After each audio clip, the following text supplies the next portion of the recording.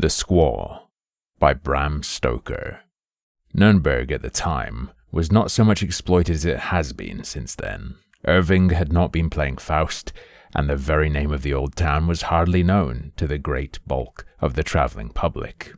My wife and I, being in the second week of our honeymoon, naturally wanted someone else to join our party, so that when the cheery stranger, Elias P. Hutchison, hailing from Isthmian City, Bleeding Gulch, Maple Tree County, Nebraska, turned up at the station at Frankfurt, and casually remarked that he was going on to see the most all-fired old Methuselah of a town in Europe, and that he guessed that so much travelling alone was enough to send an intelligent, active citizen into the melancholy ward of a daft house, we took the pretty broad hint and suggested that we should join forces. We found, on comparing notes afterwards, that we had each intended to speak with some diffidence or hesitation so as not to appear too eager, such not being a good compliment to the success of our married life.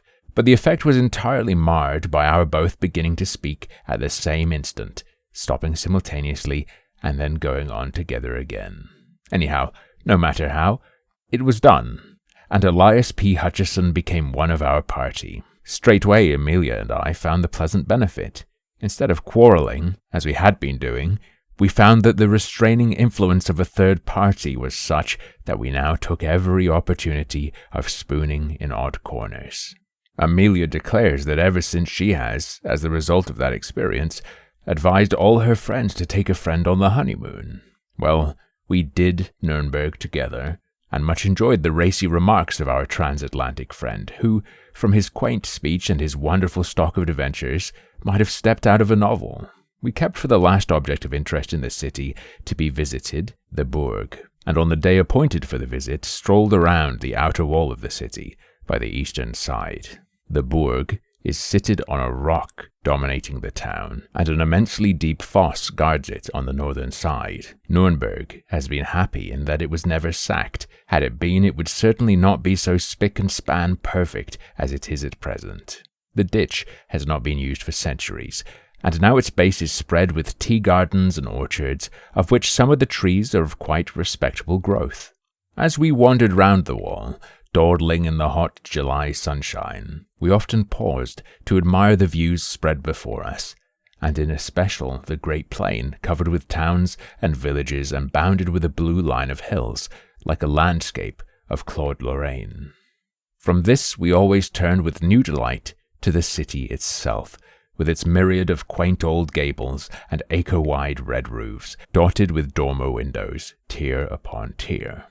A little to our right rose the towers of the Burg, and nearer still, standing grim, the Torture Tower, which was, and is, perhaps the most interesting place in the city. For centuries, the tradition of the Iron Virgin of Nuremberg has been handed down as an instance of the horrors of cruelty of which man is capable. We had long looked forward to seeing it, and here at last was its home. In one of our pauses, we leaned over the wall of the moat and looked down. The garden seemed quite 50 or 60 feet below us, and the sun pouring into it with an intense, moveless heat like that of an oven. Beyond rose the grey, grim wall, seemingly of endless height, and losing itself right and left in the angles of bastion and counterscarp. Trees and bushes crowned the wall, and above again towered the lofty houses on whose massive beauty time has only set the hand of approval. The sun was hot, and we were lazy. Time was our own, and we lingered, leaning on the wall. Just below us was a pretty sight, a great black cat lying stretched in the sun, whilst round her gambolled prettily a tiny black kitten. The mother would wave her tail for the kitten to play with, or would raise her feet and push away the little one as an encouragement to further play. They were just at the foot of the wall, and Elias P. Hutchison, in order to help the play, stooped and took from the walk a moderate-sized pebble. "See," he said, "I will drop it near the kitten, and they will both wonder where it came from." "Oh, be careful," said my wife. "You might hit the dear little thing." "Not me, ma'am," said Elias P. "Why, I'm as tender as a Maine cherry tree. Lord bless ye, I wouldn't hurt the poor, pooty little critter more'n I'd scalp a baby, and you may bet your variegated socks on that. See, I'll drop it fur away on the outside, so's not to go nearer." Thus saying, he leaned over and held his arm out at full length and dropped the stone. It may be that there is some attractive force which draws lesser matters to greater, or more probably that the wall was not plumb, but sloped to its base. We not noticing the inclination from above, but the stone fell with a sickening thud that came up to us through the hot air, right on the kitten's head, and shattered out its little brains then and there. The black cat cast a swift upward glance, and we saw her eyes like green fire fixed an instant on Elias P. Hutchison. And then her attention was given to the kitten, which lay still, with just a quiver of her tiny limbs, whilst a thin red stream trickled from a gaping wound. With a muffled cry, such as a human being might give, she bent over the kitten, licking its wounds and moaning. Suddenly, she seemed to realize that it was dead, and again threw her eyes up at us.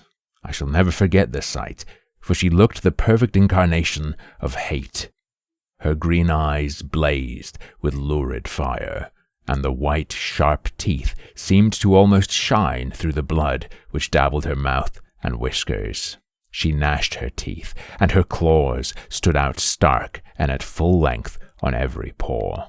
Then she made a wild rush up the wall as if to reach us, but when the momentum ended, fell back, and further added to her horrible appearance, for she fell on the kitten, and rose with her black fur smeared with its brains and blood. Amelia turned quite faint, and I had to lift her back from the wall. There was a seat close by, in shade of a spreading plane tree, and here I placed her whilst she composed herself. Then I went back to Hutchison, who stood without moving, looking down on the angry cat below.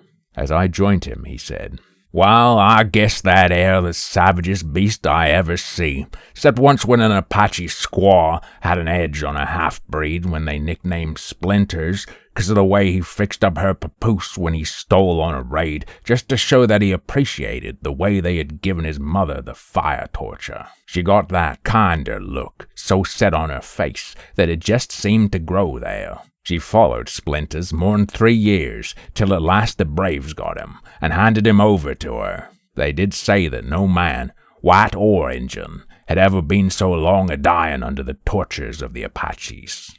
The only time I ever see her smile was when I wiped her out. I came on the camp just in time to see Splinters passing his checks, and he wasn't sorry to go either. He was a hard citizen, and though I never could shake with him after that papoose business, for it was bitter bad, and he should have been a white man, for he looked like one, I see he'd got paid out in full. Dern me, but I took a piece of his hide from one of his skinning posts and had it made into a pocketbook. It's here now," and he slapped the breast pocket of his coat. Whilst he was speaking, the cat was continuing her frantic efforts to get up the wall. She would take a run back and then charge up, sometimes reaching an incredible height. She did not seem to mind the heavy fall which she got each time, but started with renewed vigor, and at every tumble her appearance became more horrible. Hutchison was a kind-hearted man. My wife and I had both noticed little acts of kindness to animals as well as to persons, and he seemed concerned at the state of fury to which the cat had wrought herself. "Wal now," he said, "I do declare that poor critter seems quite desperate. There, poor thing. It was all an accident, though that won't bring back your little one to you. Say, I wouldn't have had such a thing happen for 1,000. Just shows what a clumsy fool of a man can do when he tries to play. Seems I'm too darn slipper-handed to even play with a cat. Say, Colonel." It was a pleasant way he had to bestow titles freely. "I hope your wife don't hold no grudge against me on account of this unpleasantness. Why, I wouldn't have had it occur on no account." He came over to Amelia and apologized profusely, and she, with her usual kindness of heart, hastened to assure him that she quite understood that it was an accident. Then we all went again to the wall and looked over. The cat, missing Hutchison's face, had drawn back across the moat and was sitting on her haunches as though ready to spring. Indeed, the very instant she saw him, she did spring, and with a blind, unreasoning fury, which would have been grotesque only that it was so frightfully real. She did not try to run up the wall, but simply launched herself at him as though hate and fury could lend her wings to pass straight through the great distance between them. Amelia, womanlike, got quite concerned and said to Elias P. in a warning voice, "Oh, you must be very careful. That animal would try to kill you if she were here. Her eyes look like positive murder." He laughed out jovially. "Excuse me, ma'am," he said, "but I can't help laughing. Fancy a man that has fought grizzlies and Injuns being careful of being murdered by a cat." When the cat heard him laugh, her whole demeanor seemed to change. She no longer tried to jump or run up the wall, but went quietly over and sitting again beside the dead kitten, began to lick and fondle it as though it were alive. "See," said I, "the effect of a really strong man. Even that animal, in the midst of her fury, recognizes the voice of a master and bows to him." "Like a squaw," was the only comment of Elias P. Hutchison, as we moved on our way round the city fosse. Every now and then we looked over the wall, and each time saw the cat following us. At first, she had kept going back to the dead kitten, and then as the distance grew greater, took it in her mouth, and so followed. After a while, however, she abandoned this, for we saw her following, all alone. She had evidently hidden the body somewhere. Amelia's alarm grew at the cat's persistence, and more than once she repeated her warning. But the American always laughed with amusement, till finally, seeing that she was beginning to be worried, he said, "I say, ma'am, you needn't be skeered over that cat. I go heeled, I do." Here he slapped his pistol pocket at the back of his lumbar region. "Why, sooner'n have you worried, I'll shoot the critter, right here, and risk the police interfering with a citizen of the United States for carrying arms contrary to regulations." As he spoke, he looked over the wall, but the cat, on seeing him, retreated, with a growl, into a bed of tall flowers, and was hidden. He went on, "Blessed if that thar critter ain't got more sense of what's good for her than most Christians. I guess we've seen the last of her. You bet. She'll go back now to that busted kitten and have a private funeral of it, all to herself." Amelia did not like to say more, lest he might, in mistaken kindness to her, fulfill his threat of shooting the cat.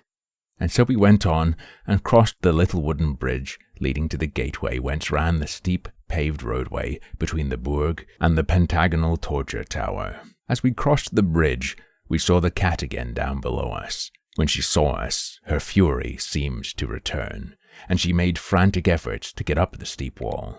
Hutchison laughed as he looked down at her and said, "Goodbye, old girl. Sorry I injured your feelings, but you'll get over it in time. So long." And then we passed through the long, dim archway and came to the gate of the Bourg. When we came out again after our survey of this most beautiful old place, which not even the well-intentioned efforts of the Gothic restorers of 40 years ago have been able to spoil, though their restoration was then glaring white, we seemed to have quite forgotten the unpleasant episode of the morning. The old lime tree, with its great trunk gnarled with the passing of nearly 9 centuries, the deep well cut through the heart of the rock by those captives of old, and the lovely view from the city wall whence we heard, spread over almost a full quarter of an hour, the multitudinous chimes of the city had all helped to wipe out from our minds the incident of the slain kitten. We were the only visitors who had entered the torture tower that morning. So at least said the old custodian, and as we had the place all to ourselves, were able to make a minute and more satisfactory survey than would have otherwise been possible. The custodian, looking to us as the sole source of his gains for the day, was willing to meet our wishes in any way. The torture tower is truly a grim place, even now when many thousands of visitors have sent a stream of life and the joy that follows life into the place. But at the time I mention, it wore its grimmest and most gruesome aspect. The dust of ages seemed to have settled on it, and the darkness and the horror of its memories seemed to have become sentient in a way that would have satisfied the pantheistic souls of Philo or Spinoza. The lower chamber where we entered was seemingly, in its normal state, filled with incarnate darkness. Even the hot sunlight streaming in through the door seemed to be lost in the vast thickness of the walls, and only showed the masonry rough as when the builder's scaffolding had come down, but coated with dust and marked here and there with patches of dark stain which, if walls could speak, could have given their own dread memories of fear and pain. We were glad to pass up the dusty wooden staircase, the custodian leaving the outer door open to light us somewhat on our way, for to our eyes the one long-wicked, evil-smelling candle stuck in a sconce on the wall gave an inadequate light. When we came up through the open trap in the corner of the chamber overhead, Amelia held on to me so tightly that I could actually feel her heart beat. I must say for my own part that I was not surprised at her fear, for this room was even more gruesome than that below. Here there was certainly more light, but only just sufficient to realize the horrible surroundings of the place. The builders of the tower had evidently intended that only they who should gain the top should have any of the joys of light and prospect. There, as we had noticed from below, were ranges of windows, albeit of medieval smallness, but elsewhere in the tower were only a very few narrow slits, such as were habitual in places of medieval defense. A few of these only lit the chamber, and these so high up in the wall that from no part could the sky be seen through the thickness of the walls. In racks, and leaning in disorder against the walls, were a number of headsmen's swords, great double-handed weapons with broad blade and keen edge. Hard by were several blocks whereon the necks of the victims had lain, with here and there deep notches where the steel had bitten through the guard of flesh and shored into the wood. Round the chamber, placed in all sorts of irregular ways, were many implements of torture which made one's heart ache to see. Chairs full of spikes which gave instant and excruciating pain. Chairs and couches with dull knobs whose torture was seemingly less, but which, though slower, were equally efficacious. Racks, belts, boots, gloves, collars, all made for compressing at will. Steel baskets in which the head could be slowly crushed into a pulp if necessary. Watchmen's hooks with long handle and knife that cut at resistance.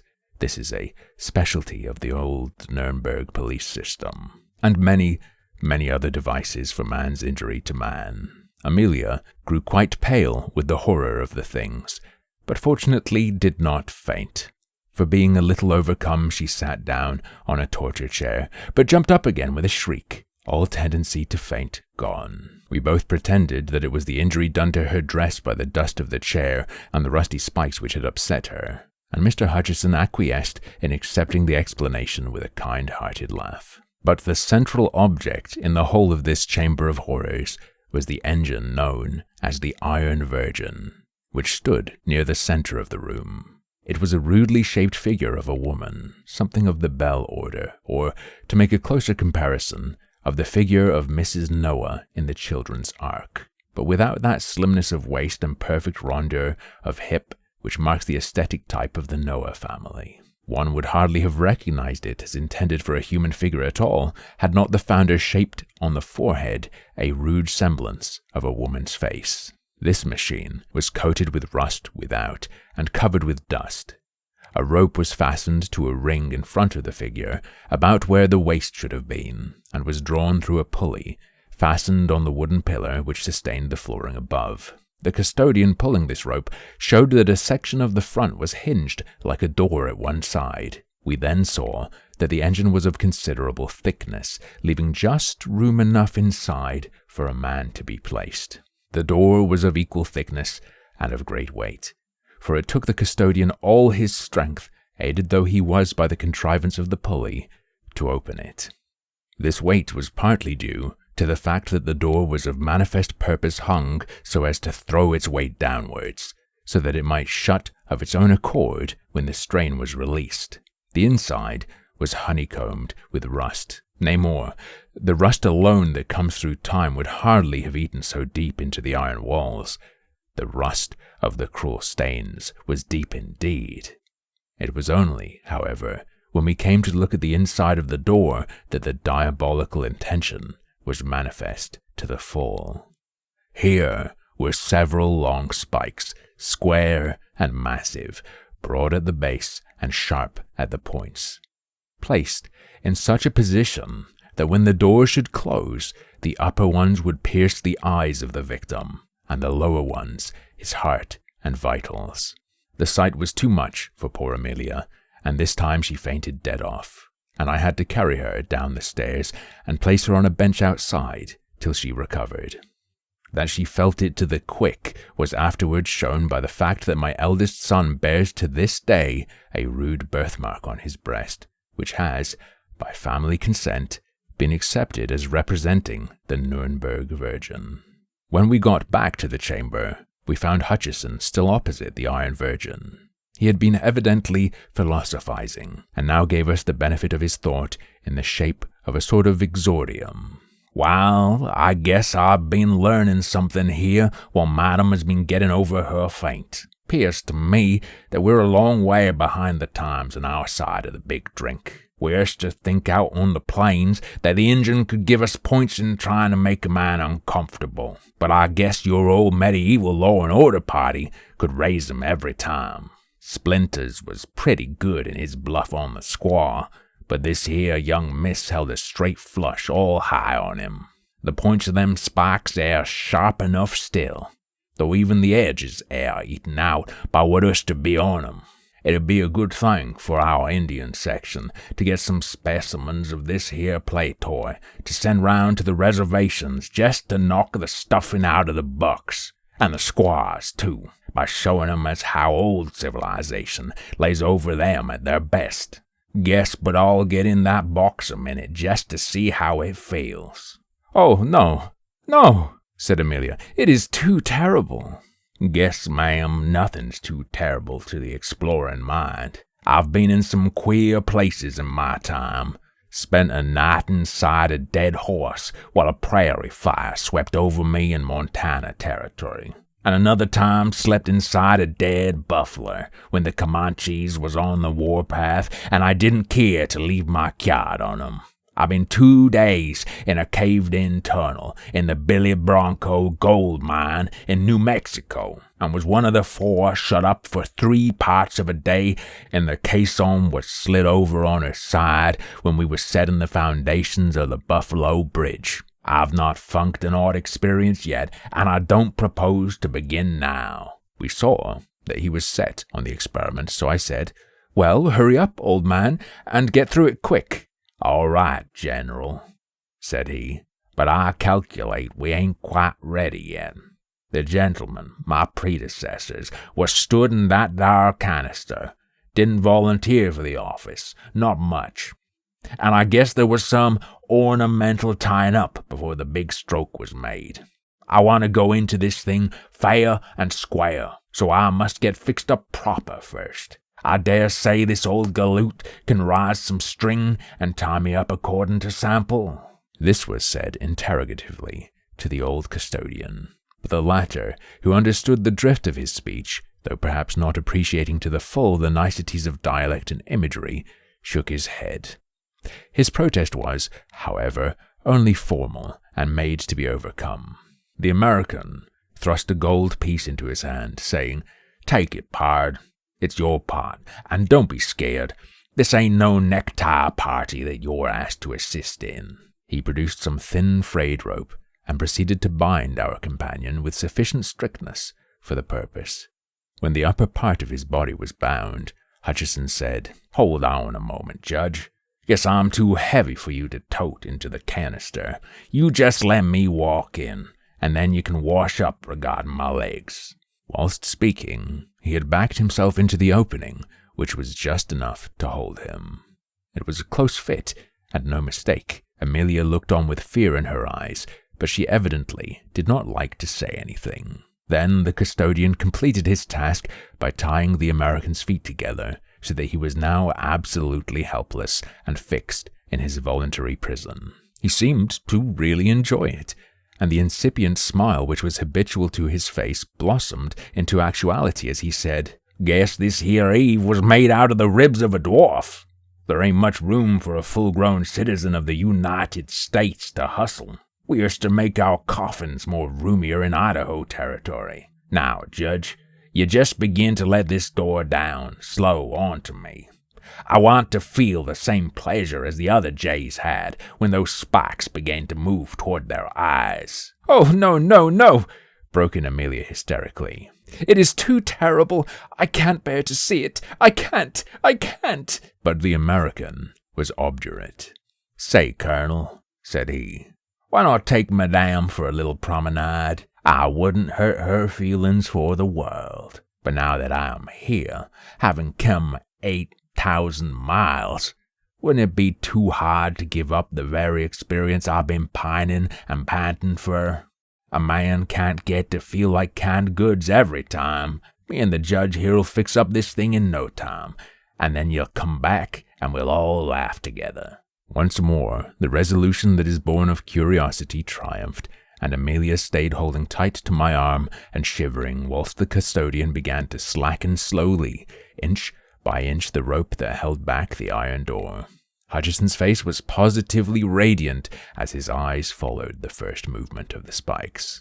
"Wow," he said, "I guess I've not had enjoyment like this since I left New York, bar a scrap with a French sailor at Wapping, and that warn't much of a picnic neither. I've not had a show for real pleasure in this dod-rotted continent, where there ain't no bars nor no engines, and where nary man goes healed. Slow there, Judge. Don't you rush this business. I want a show for my money, this game. I do."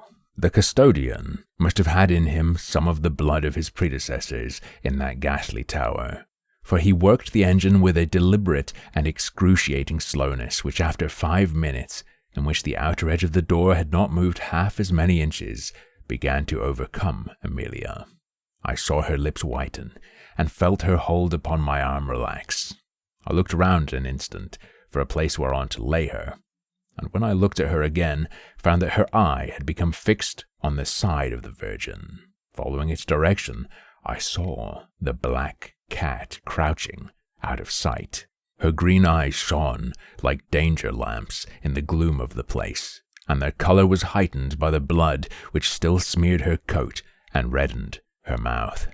I cried out, "The cat! Look out for the cat!" For even then she sprang out before the engine. At this moment she looked like a triumphant demon. Her eyes blazed with ferocity, her hair bristled out till she seemed twice her normal size, and her tail lashed about, as does a tiger's when the quarry is before it. Elias P. Hutchison, when he saw her, was amused, and his eyes positively sparkled with fun as he said, "Darned if the squaw hain't got on all her war paint. Just give her a shove off if she comes any of her tricks on me, for I'm so fixed everlastingly by the boss that durn my skin if I can keep my eyes from her if she wants them. Easy there. Judge, don't you slack that ar rope or I'm euchred."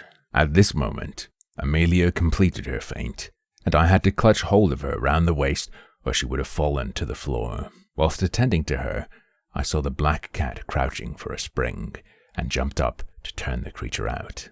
But at that instant, with a sort of hellish scream, she hurled herself, not as we expected at Hutchison, but straight at the face of the custodian. Her claws seemed to be tearing wildly, as one sees in the Chinese drawings of the dragon rampant, and as I looked, I saw one of them light on the poor man's eye, and actually tear through it and down his cheek, leaving a wide band of red where the blood seemed to spurt from every vein. With a yell of sheer terror, which came quicker than even his sense of pain, the man leaped back, dropping as he did so the rope which held back the iron door. I jumped for it, but was too late, for the cord ran like lightning through the pulley block, and the heavy mass fell forward from its own weight. As the door closed, I caught a glimpse of our poor companion's face. He seemed frozen with terror. His eyes stared with a horrible anguish as if dazed, and no sound came from his lips. And then the spikes did their work. Happily, the end was quick, for when I wrenched open the door, they had pierced so deep that they had locked in the bones of the skull through which they had crushed, and actually tore Himmet out of his iron prison till, bound as he was, he fell at full length with a sickly thud upon the floor, the face turning upwards as he fell. I rushed to my wife, lifted her up and carried her out, for I feared for her very reason if she should wake from her faint to such a scene. I laid her on the bench outside and ran back. Leaning against the wooden column was the custodian, moaning in pain, whilst he held his reddening handkerchief to his eyes. And sitting on the head of the poor American was the cat, purring loudly as she licked the blood which trickled through the gashed socket of his eyes. I think no one will call me cruel, because I seized one of the old executioner's swords and shore her in two as she sat.